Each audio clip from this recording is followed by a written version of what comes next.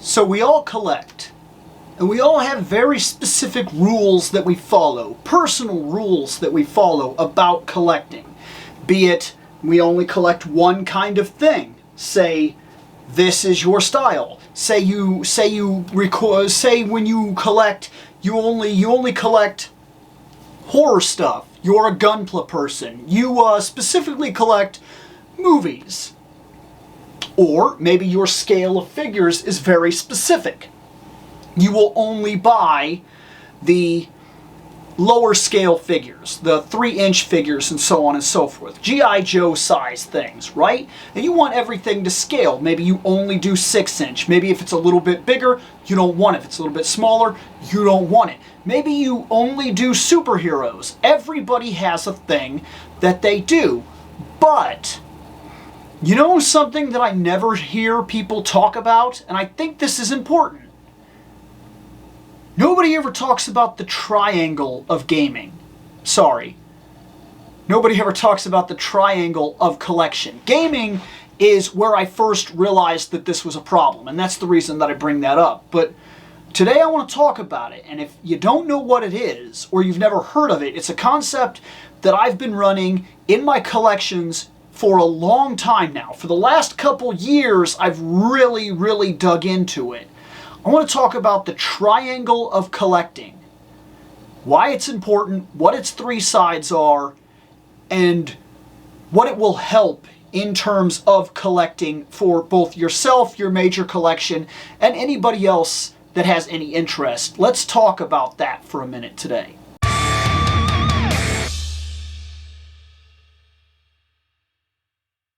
So let's start this conversation by going over what it even is. What is the triangle of collecting? Well, personally, I feel like there are 3 major things in all of collecting. And these are the 3 major things that form a triangle. That is inbound, outbound, and acquisition. What do I mean by these things? Well, inbounding is anything that you bring into the collection. Seems pretty easy, right? We bring figures into the collection, we put them into the main room or whatever we have for our main space. Be it anything from Vicron, video coming up, this is going to be fantastic. Skeletor, inbound, bring him into the collection, drop him into the collection. Red Sonja, bring her into the collection, drop her into the collection. They go on the shelf. Or statues. Got a new statue, inbound it, bring it into the collection, bam, it's now part of the collection. That's why I always label all of my videos as adding to the shelf. That, personally, is the inbound side of this entire process. Once you have it, that's not the same thing as inbounding it. Inbounding it brings it in to your collection and makes it a staple of the collection, maybe even a permanent resident of the collection. The second part of this is outbounding. Outbounding, or outbound material, is anything that you deem need leave the collection for any reason. Sometimes you find the perfect Batman. Do you need 50 Batmans after that? Maybe. Maybe that's the kind of thing you collect. But you'll start to understand what I'm talking about when we go over something like, I like Masterverse, and I'm putting Masterverse on the shelf. But then I find a whole bunch of these little itty bitty guys, right? And these little itty bitty guys, which are kind of cool, I buy them.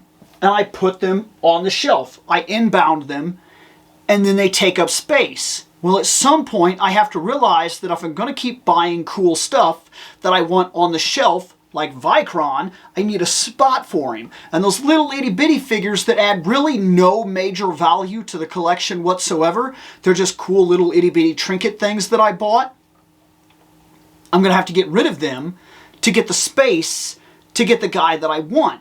Because we all have a certain amount of space that we get to work with. For me, it's this room. Yes, it's a little bit more complex than that. for my toy collection, it's this room. This is all I get. This room. If I outgrow this space, I'm in trouble and I may not be able to recoil from the trouble that I put myself in. Now, it's true that I also collect movies and video games and books, manga, comic books, things of that nature, but they have different homes down in the living room. There's a movie shelf which is not full yet, and I'm constantly in the process of watching movies, determining if they should be upgraded to Blu-ray, which take up less space and so on and so forth, or if that movie is something that was good, but I'm not going to be watching it again. And if I ever want to watch it again, it's on streaming, and so I'm not that worried about it, right? Okay, those are things that I will outbound. Now, if I choose to outbound something, I've got to figure out how I'm going to do it. 1. I could try to piece it out and sell it one at a time. This can be tricky. It can be hard to find people that are willing to pay what it's worth.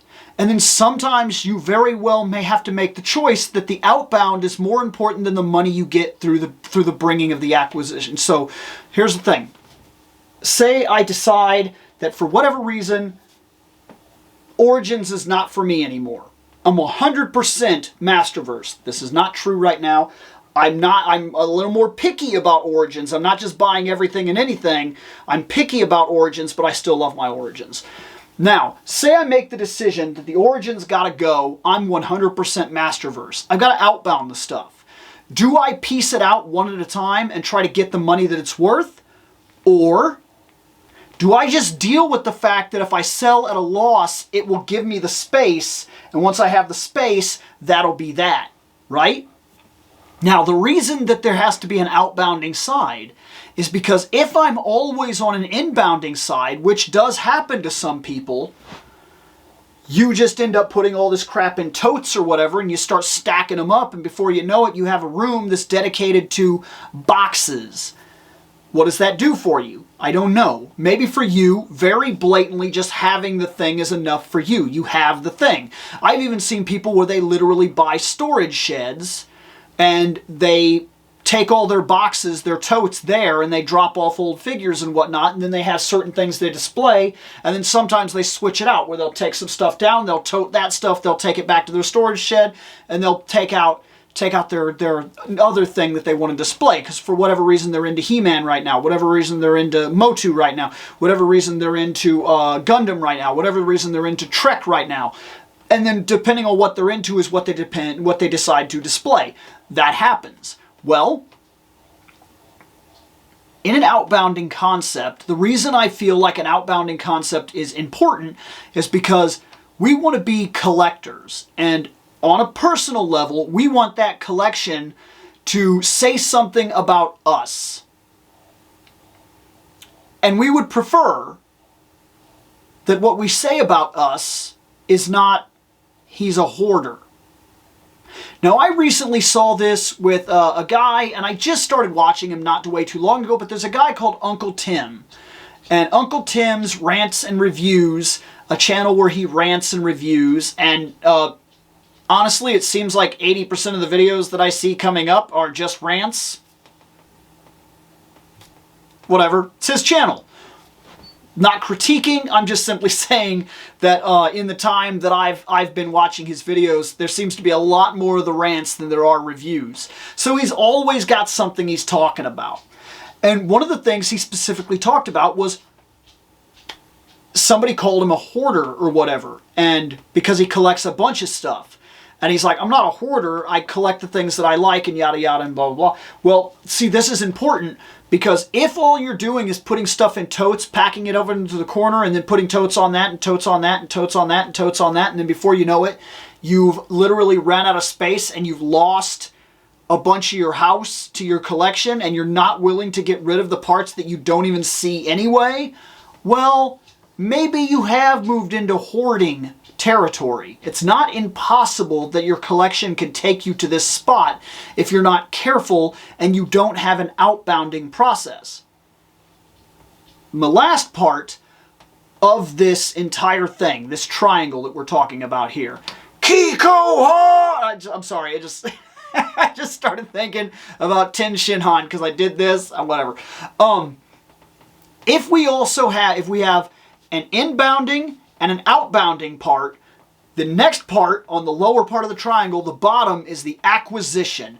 This is where we buy things. This is all dependent on the budget, and it also needs to be watched and kept under control. Personally, if you do acquisition on everything, and this happens, in fact, it's already kind of happening to me. Let me move out of the way for a second real quick. Do you see that? That is all the stuff that I have that needs to be opened. It's not even opened. I own it. It's there. It hasn't been unboxed. It hasn't been showcased on the show yet. And so it's just something that I have. I've acquired it in the acquisition phase, but I haven't put it through my inbound phase yet. So while I own it, I'm not getting any actual value out of it until I've opened it, had my first interaction with it, and decided whether or not it was actually worth the purchase in general. Then, if it's not worth the purchase, maybe it's worth something to somebody else, maybe I put it immediately into the outbound section of my triangle. I think that this is how all collecting kind of works. It's the system that I use, as I call it, the collection triangle. Video games is where I first came across this problem. The reason I say it's a triangle is because personally, all three sides of the triangle have to be equal. Why? Because if they're not, if you don't have an equal triangle on all three sides, you move into hoarder territory. And there's a bunch of different ways this can happen. One, your acquisition phase is too large. You're buying, and you have no rules that encompass how you buy. You just buy. You can wind up in a couple of different problems by having this out of whack. One, your pre-orders can get out of control. Your bank account can be out of control because of that. That will smash you. It will hurt you. Two, you bring too much stuff in too fast and you can't inbound the material, and it just sits around and gives no value whatsoever to your actual collection. It's just stuff that you have, and that's cool that you have stuff, but do you get anything from it? Is there any enjoyment whatsoever besides the fact that you spent the money to buy it? So do you see where I'm getting at with this? The acquisition phase has to be kept under control as you acquire things, such as when I said I bought a whole bunch of these things from the dollar store, these little miniature He-Man figures, and at first I thought they were pretty cool, but I bought them just because I seen them. Not because necessarily they were cool, I mean they kind of were, but not necessarily because they meant anything to me either. I just wanted them because I seen them, and at a spur of the moment I paid the money because it wasn't that much money, it was $1 a figure, and I said I'm gonna buy that whole set. Doop, doop, doop, doop, doop, put out the money, got the stuff, brought it here, put it on the shelf, took up space, and immediately found that the space that they took up, about this much, could have been occupied by 4 or 5 Masterverse figures. The Masterverse figures are the things I care about. Those trinket guys were not. They immediately had to be moved to my outbounding. They have to go. Because on a personal level, the acquisition was out of control. That affected my inbound space. That affected how that I have to get rid of it. It had to immediately be moved to outbound. My triangle was out of order. It was not even. My inbound process, your inbound process has to be equal to the outbound process, especially once you figure out how much space you have. Now, inbound process has a couple of things to it as well. Careful about inbounding your acquisition. This is acquisition working with inbound now, is what I'm about to talk about. If you buy Gunpla, inbound it. Make it. Why? Because after a while you have a bunch of Gunpla boxes, but not Gunpla. You're not making it, you're just buying it. Have I done this? Oh yeah.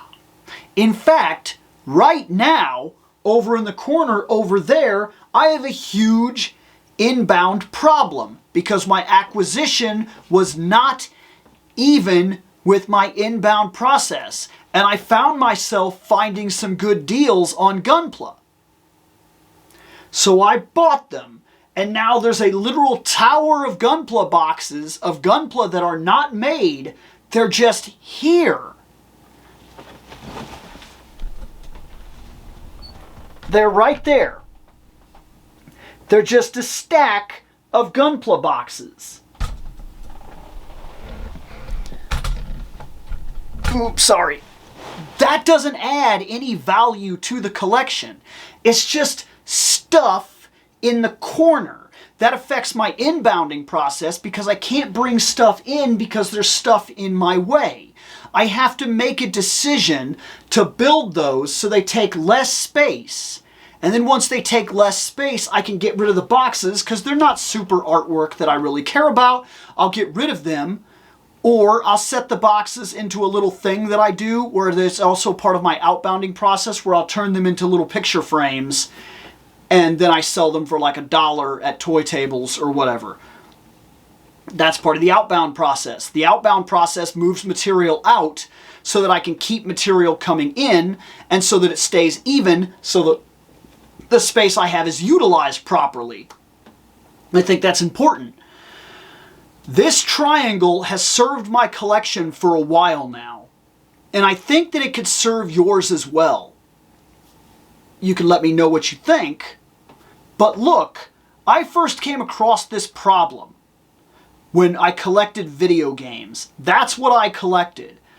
And my thing for collecting video games was collect them. That's all. Collect them. Make trips out to third-hand stores. I have a couple of these thrift stores and whatnot that I go out to, pawn shops and things of that nature. They get in games. I bought the games. Period. That was it. I don't have that. Doop. I don't have that. Doop. I don't have that. Doop. I don't have that. Doop. I need this. Doop. And then I kept telling myself I'd make use of these games, right?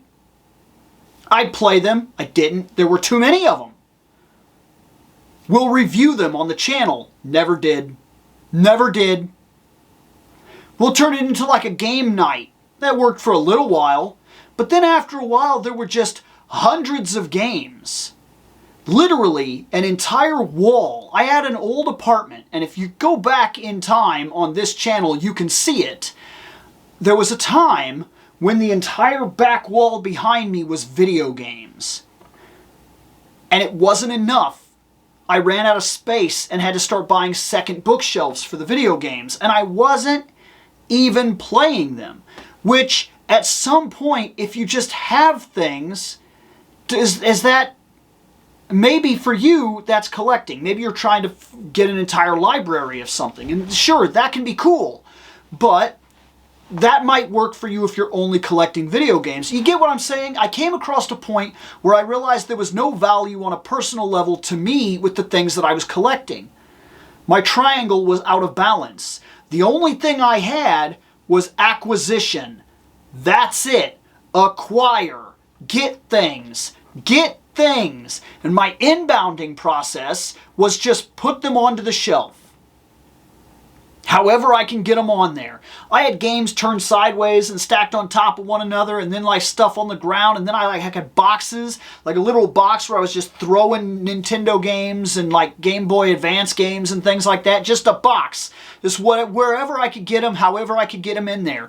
And then I was playing like one game, and I'd buy like 4 or 5 other games that like interested me, but I wouldn't play those games because I was playing this one game. Then I'd play that game until I finally ran out of things and I couldn't do it anymore.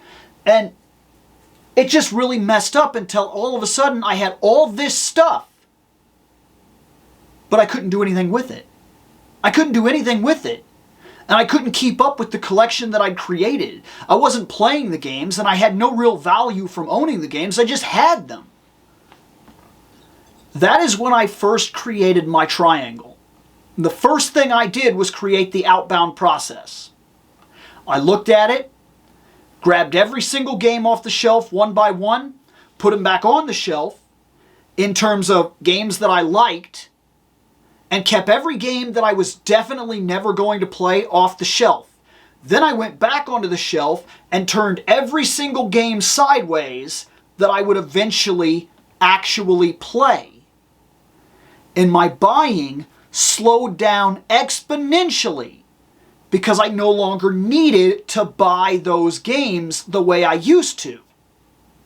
My acquisition came to an almost dead stop when I started realizing I can hunt these games at any time. I can't play them at any time. If I'm going to actually play the games, I need to sit down, give time to them, and play the games. Then I can determine what those games mean to me and whether or not they'd ever be worth anything on a personal level. That was where it all started for me. Then it moved into my comic books because I started realizing, as I've talked about on this channel before, I just kept getting comics. Gimme, gimme, gimme, gimme, gimme, gimme, gimme. But like, I got to a point where I was bringing in so much that I couldn't read the amount of stuff that I was bringing in. And so then sometimes they would just end up in the boxes and never get read. I have thousands of comic books that were never read. Ever. I was nearly 50 issues behind in Spider-Man. But I just kept going every week to pick up the new ones. But I wasn't reading it because I had a lot of other things going on in my life. And I like a bunch of different stuff. I like to watch movies. I like to play games. I like to film YouTubes and things like that. And all of that stuff takes time. Right here, I'm doing a 25 minute video, right? And then that's got to be edited and uploaded and tagged and yada yada. That's all time that I'm not going to read comic books. So do you see where this becomes an issue at some point? That I kept buying them, but I wasn't doing anything with them. I just owned them for the sake of owning them. And they're tiny little scrapbooks of paper that go into white boxes that then sit in the closet. And let's say I want to read some of them at some point. Now I have a whole new problem. I have to go dig them up. So I kind of created a subsystem where I was like, okay, this I'm not going to fall behind in. Put those to the side. Every time I got a Wonder Woman comic, she went to the top of the pile. I read that before I got to anything else. Then I started realizing that other series that I had been keeping up with, I wasn't keeping up with anymore. I used to have a 40-book pull list. Let's put this into perspective now. 40 books. I was literally the first or second largest list in my comic book shop. 40 books. And I picked them up every week. I couldn't read them all. I couldn't. So when I went back into toy collecting, this time I followed the triangle to a T. I knew that if things were coming in, things had to go out. And my acquisition had to be put to a budget and had to be monitored constantly. Is this something I really want? Does it matter to me at all? Let me pull the trigger on one item. Red Sonja. We talked about this in the last video. I knew beyond the shadow of a doubt I wanted Red Sonja. Do I want the others? I had to get her to really look at her and really debate whether it was important enough to move forward in the rest of the acquisition. And then inboard those items into the collection and remove something if they start taking up too much space. This is something that is it is the triangle, it is an even triangle, and yes, the Gunpla is part of that triangle, and I know that it went out of whack for a moment, which is why I've completely stopped buying Gunpla. I buy none of it now. That's not that I've given up on it, but I told myself 0 purchases. The acquisition part of the triangle, especially for Gunpla, is completely dead now. All that happens now is the inboard process to make the Gunpla. Once those are on the shelf, accounted for, and have been visually looked over by me, have been enjoyed in the building process, have been reviewed and talked about and interested one way or another, and I figured out whether or not these models mean something to me, if these are Gundams that really spoke to me, if they're cool, if they're just a little bit, this guy's kind of gimmicky, I don't really think I even necessarily like him, maybe I'll make him part of a tabletop game and get rid of him. That's the outbound process. This triangle that I have created, I personally think will formulate and keep in control all collecting. I've been using it for a while, and I think that it works. And I think that if we're constantly monitoring and watching the collection will not turn into a hoarding problem. It will be a museum to everything that makes you you. Every part of the collection says something personally about you. And if not, it's got to go. Buy it, acquire it, inbound it, evaluate it during the inbound process, outbound it if it's taking too much space, or if it really doesn't mean anything to you in the long run past, I just really wanted to see this thing. Outbound it. eBay it, whatever. Or take it at a loss and just hand it to a kid that would appreciate a cool toy. But maybe that's just me. Anyways, that is my collection triangle. If it helps you, if it's a cool idea, cool. If I'm wasting my time, also cool. We don't have to be the same. But I thought I'd explain it to you regardless. Later on, guys.